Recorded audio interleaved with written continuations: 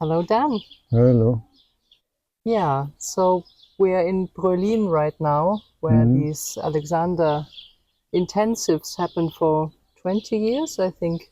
it started, around 2000 when we had a little school. It was small in all kind of places, all in North Germany. Mm, And here we are about 6 years, I think. No more. okay, yeah, maybe we can start. How did you find out about the Alexander technique? And what were you Mm. doing at the time? And yeah, Yeah, maybe you can maybe the start there. Alexander technique found me. I was lucky, I would say, more than really choosing the Alexander technique. Mm-hmm. I was working. I was looking for a work occupation which I feel it's creative and contributing to my life. I was dealing with theater and literature, and all the jobs which I could get were quite depressing. So I was dreaming about occupation which is creative. And then somebody told me about the Alexander technique. I said, okay, I will try it. The moment I tried it, I was caught. I were caught. Mm. And when was that? It was 1975. Mm. Yeah. Yeah, so for 1 year I took private lessons and then I entered the training course. So, who was your first teacher? Yehuda Kuperman. Mm-hmm. I got private lesson from him and from Shmuel Nelken, Mm-hmm. both of them. Shmuel Nelken, after 1 year, invited me to enter his school. Mm. So you So I trained in. started the school at 76 and I finished in June 78. Mm-hmm. And Yeah. what was your experience in the training? Can you describe it? How did it I was, change you? I was very much euphoric all the time. I had the feeling that at last I really learned something. Mm. Before this, I was in the university, and I was not satisfied at all. Mm. So I used to run away from the lessons and sit on the grass, and smoke and so. It was a time of the 60s. Mm. So, and somehow I finished BA, but it had no meaning for me.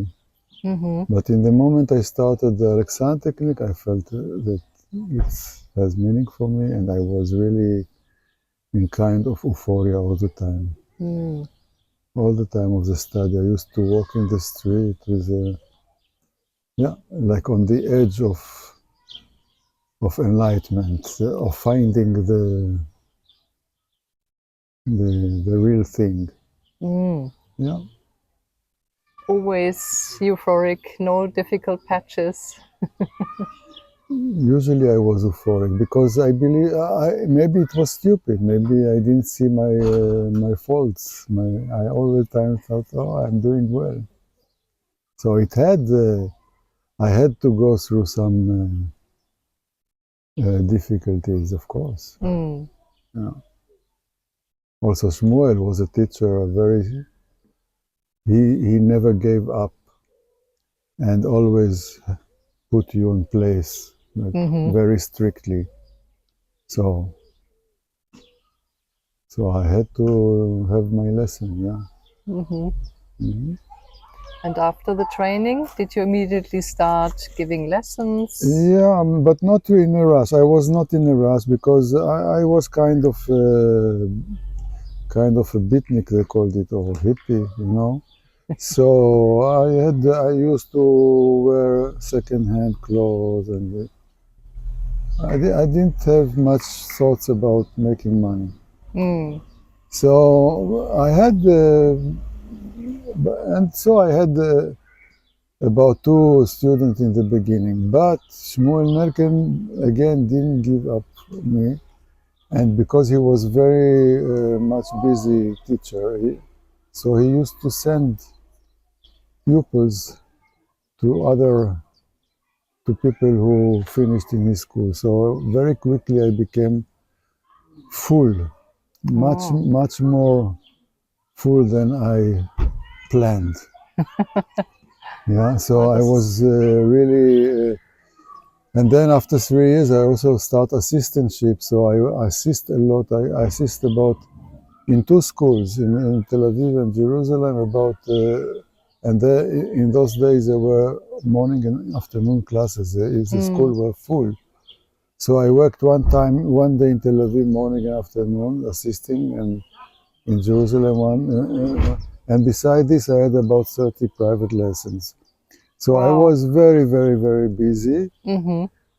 Since then, in the moment I left Jerusalem in the late, it was 89 or something like this, I left Jerusalem. Since then, I didn't work so much like all those days.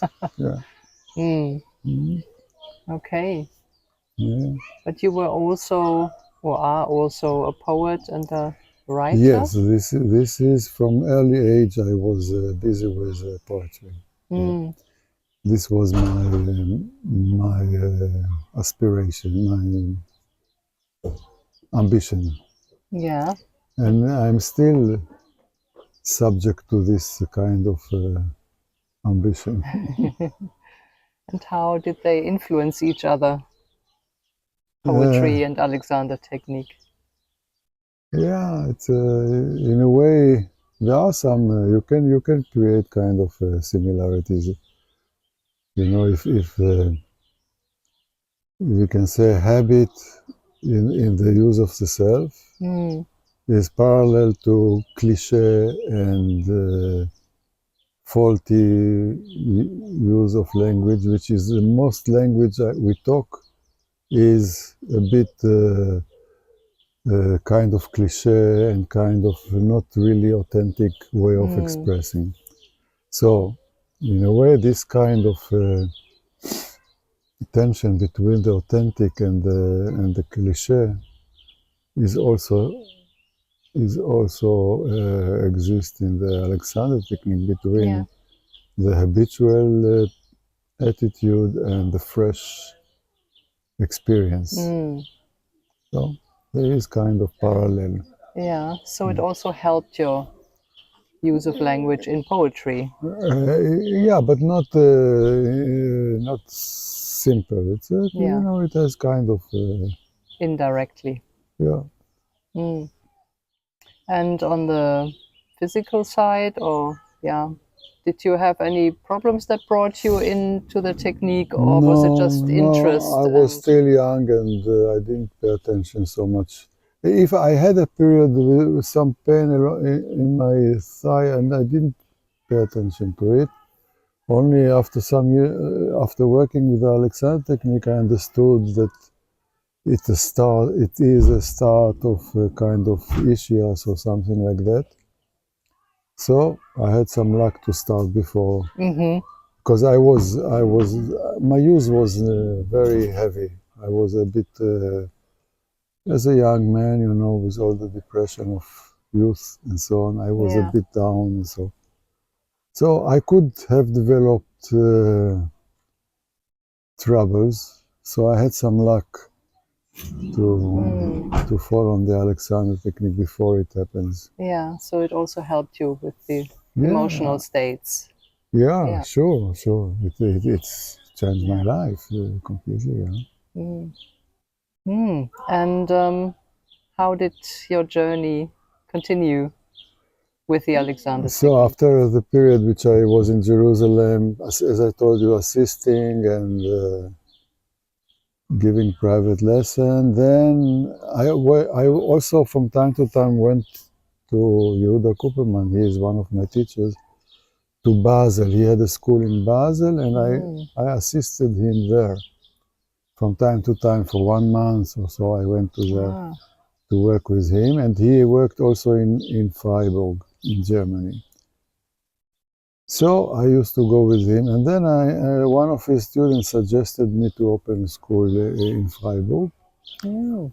I had a conflict to do it, not to do it. I asked Shmuel, I asked Yehuda, and then I decided, okay, I do it just for 3 years to have the experience. Mm-hmm.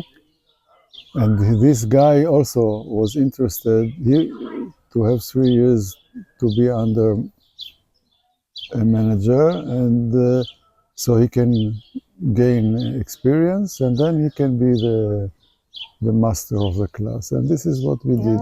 I went to Freiburg. We opened the school, and I was in this school 3.5 years. I led the school, and then I went back to Israel. Mm-hmm. And who was that? Was that a... His name was Wilfried Hannefeld. Ah, okay. Mm-hmm. He continued the school some years, and then the school fell.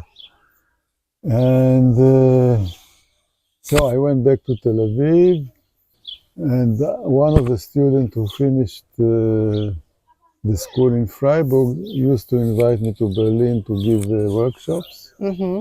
And from this workshop started after all the school in Berlin.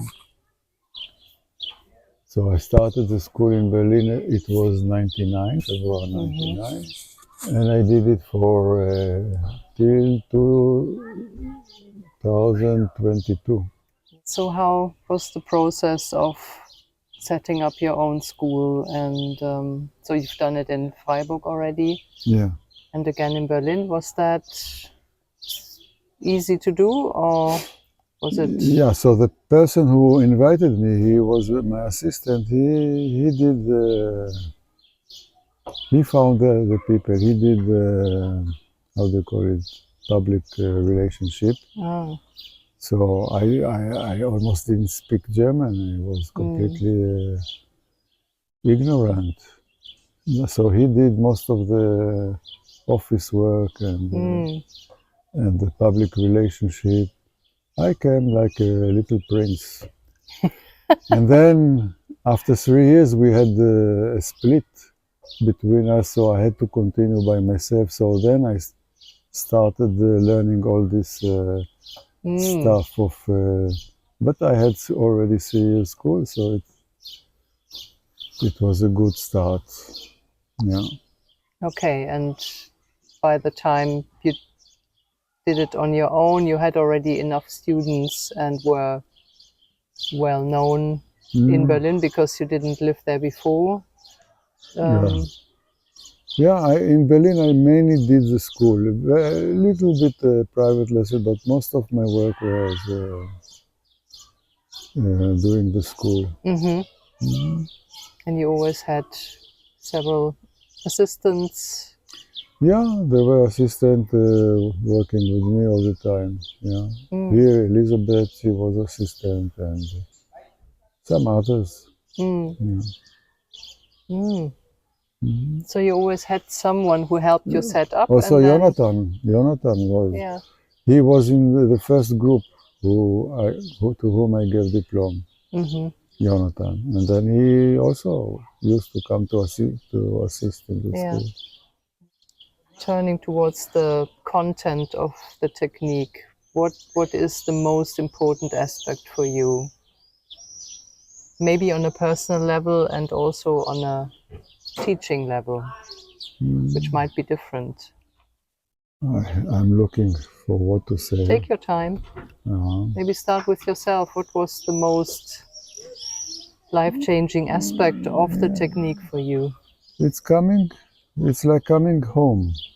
You know, you used to live with me and maybe most of people in the imagination or in our expectation from what will happen next in our life, expectation from other people, all kind of things which pull us out of home. Yeah. And it's coming back home. First of all, you are at home with yourself. You build your basis, your And then maybe you can go to all kinds of aspirations, but if you live only outside, you don't live also inside. But if you live inside, you can go all kinds of adventures also outside. So is exploring life in the present inside you, and it's always like new. It's never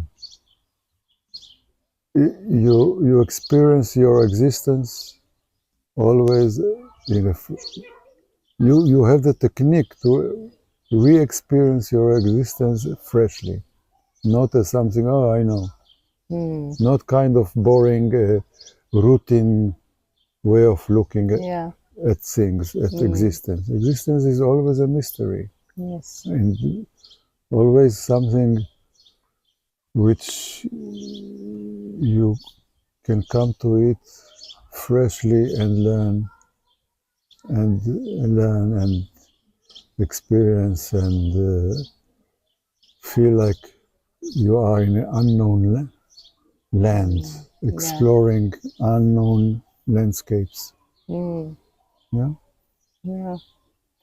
And on a practical level, how does this process of coming home happen when you teach?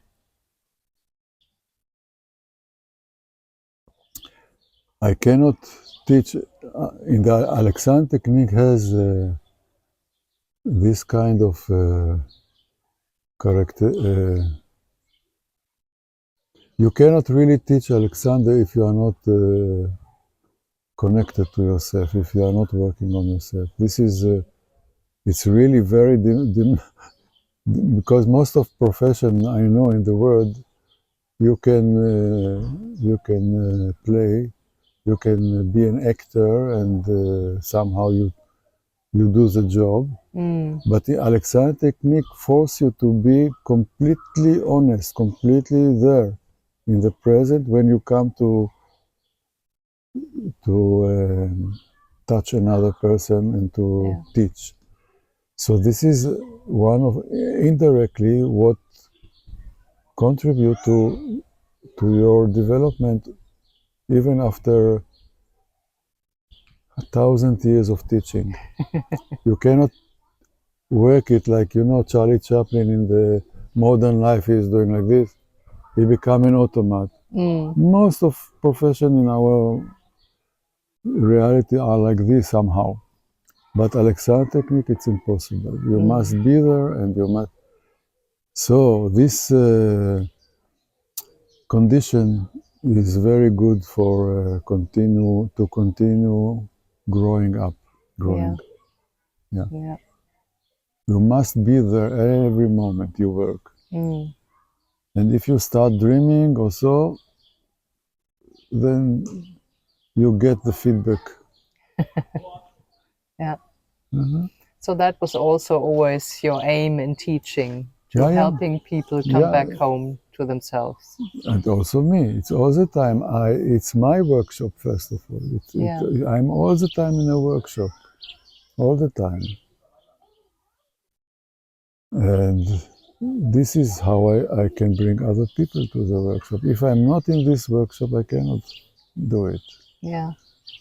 And that's a process that refines and refines and refines forever. Yes, and this is a great thing in this.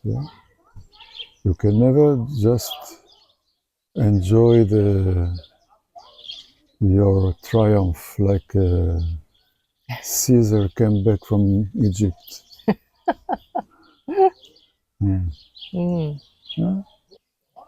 No triumph, just again you learn from the beginning everything. And starting from your training, how did your own way of teaching Dan technique develop? It's all the time developing, but from outside it looks the same. One take a hand and put it on the neck. Very boring. Very boring technique. But it's not the same. Never the same. And today I have very much clearer insight about what happens in this. In the beginning, I was suffering a lot because I didn't have a clear insight about what's going on in the moment I touch the student. Today it is really like dancing with angels.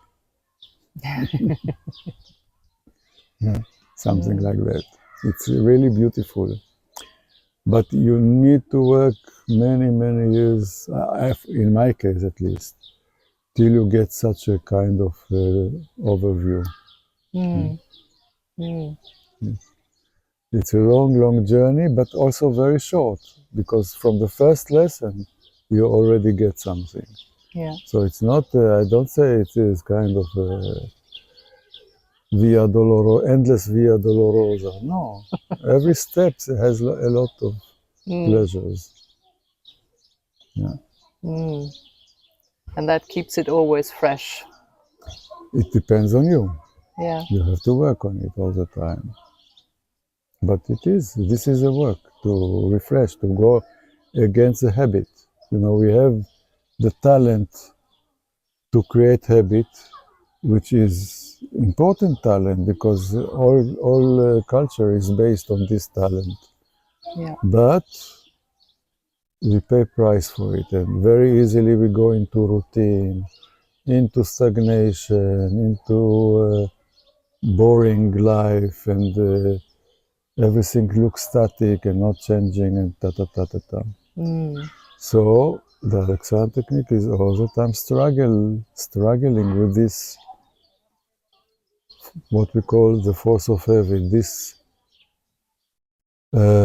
side of ourself, which is pulling us towards stagnation. And so you refresh yourself again and again. You can get up from the mud again and again. You have to rise from the mud, and then you fell again to the mud. More and more you gain better skill in this game. Yeah. As we now already started talking about the principles, maybe we can continue with inhibition. What's your view, your understanding of inhibition? Yeah, so the first principle was the recognition of the force of habit. Yeah? Without it, there is no start. If you recognize that you are a subject of this force in your life, then you can start working. Each moment of working on yourself start with this. It's not that first you recognize the force of habit and then you go to the next step of inhibition, no? Yeah. You are always, all the 5 principles exist all the time in any moment you work. So in the moment you recognize the force of habit, so Alexander say, okay, I know that impulsively I do something wrong. I stop before I'm acting. This is inhibition. Just to make a little stop before reacting. Before reacting to kind of a stimuli. This is inhibition. But he didn't succeed. The habit he met was so strong that he never succeeded really to inhibit. Yeah. He failed again. He failed. So he had to develop some other idea, what we talk today, the faulty sensory appreciation and gaining. These two elements of life are the reason why inhibition become impossible. Yeah. Yeah, because the habit influence are so strong that all our view is becoming disturbed, and we cannot really stop the habitual reaction. So when he recognized this, he had to look for a patent to fight this this faulty sense. And so he created what we call giving direction. So giving direction is the instrument to create a real inhibition. Without giving direction, there is no inhibition. So we can say, I would say it like this, that to every no I say in my life, I say also yes. There is no no without yes, and no yes without no. Hello. So I have impulsive to repeat my, to do something, and so I say no, this is inhibition, I say no. But I cannot really say no if I don't give direction. Giving direction is the yes. I say no to, let's say I want to lift something, no, and then I say yes to myself while I'm going to lift the object, yeah? So so inhibition, after all, it doesn't exist without the yes. The no and the yes. Mm-hmm. They have to be together in one time. Yeah. Yeah, so I want to, let's say we're working usually sitting, standing, so I say no to the chair. In the moment I say no to the chair, I say yes to my directions, my neck, head, back. And this is the main attention go to this while I'm moving towards the chair. And the chair is just secondary. To sit is becoming secondary. And in this way I can pay attention to my authentic self, we can say. Yeah? Yes. Yeah. And how would you describe the Alexander technique to somebody who has never heard of it? I usually avoided this. I'm a lazy person, and so people come from all kind of. If I see that the person has some background which is already doing for me half of the job, then I might talk and explain. But if I see that I will talk Chinese with this person, I don't do the effort. I don't do the effort. I was a bit lazy from this aspect. I relied on other people to do it. Yes, I'm sorry, but I know my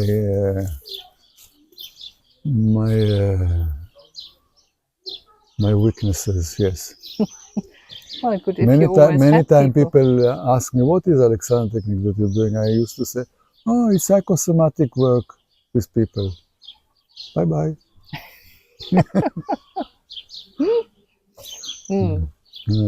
Somehow I had luck and I could continue like that. Yeah. And so yeah, you had the school for so long. How did the decision come about to pass it on? So it was a time of Corona. I continued working in time of Corona, and the class continued. It was very nice. We worked also with the masks and all this, but still, less and less people come. And I had the feeling maybe now it's my opportunity to go back to home, to Israel. So the Corona did the job for me. Corona helped you to find a good ending. Yeah, it's all the journey. I was coming here to Berlin. It was 99, and always I thought I don't know for how long I came here, and but somehow, because the school is like a wheel which never stop, because people get diploma, other people come inside, and then I felt myself linked to the people who come. I was very much I couldn't take student as kind of object. I'm working and then I forget about it. It was kind of a deep relationship for me. Yeah. So people finish, get the diploma, and somebody else come. How can I live now? Yeah, And it's then, difficult. So it was a will which I couldn't make it stop. Yeah. But the corona started helping me from this aspect. Yeah. And then you went back? And I went back to Tel Aviv. Now I'm a senior pensioner. So I work how much? I work just for free, you know. I have, for example, I go once a week, I'm working in the school, but not for money. Once a week I go to the school in Tel Aviv. There is a woman, for example, she is a poet and she has no money. I give her lesson for free. And since we start working, it was half a year ago, she feels 1,000 mal better. She was painful all the time. Yeah. So this is how I pass the time. Yeah. So you can pick and choose what you do and what you don't do. Of course, I don't have big income. You know, I live from the old age. How to call it? Old age pension and a little bit more, but I live simple, very simple life. Not going to clubs. Yeah, with a lot of freedom. Yeah, freedom to choose. That's what's important for me, to live freely. I published 2 years ago a book, and now I'm going to publish another one of poetry. And so that's how the time passed. Nice. Is there anything you want to add? A topic that's on your mind? Maybe about the future, what you wish for the Alexander technique? For the Alexander technique, I think it's doing well in a way. It's not. I'm not looking for it to become popular, like let's say Pilates. I'm not wishing for it to be popular. I think it's one should have a karma which bring him to the technique, and should be ripe.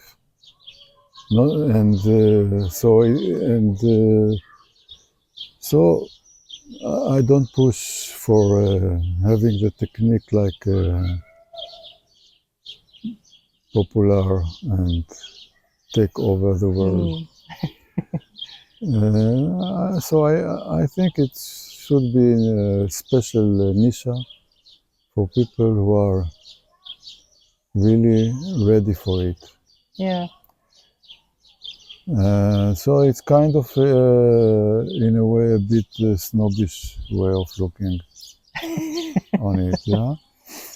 But of course, sometimes people come to the technique because somebody sends them, they have problem in the back, and then they like it and they go into it. But still, also these people, they have something in their biography which made them ready to take it. Yeah. So, and I'm not a man of the future. So what will come. Yeah. Yeah. But you're looking back at a very long life of changing lots of other lives. Yes. So I hope these people will continue. Yeah. Will continue and find their own students. Yeah, sure. Sure. Yeah. Maybe that's a good ending. Okay. Or do you have another topic you would like to talk about? Topic. I invite everyone who listens to this podcast to take lessons and experience the technique firsthand, not just by listening to the podcast. Yeah, definitely. That's it. Okay, thank you very much, Dan. Welcome.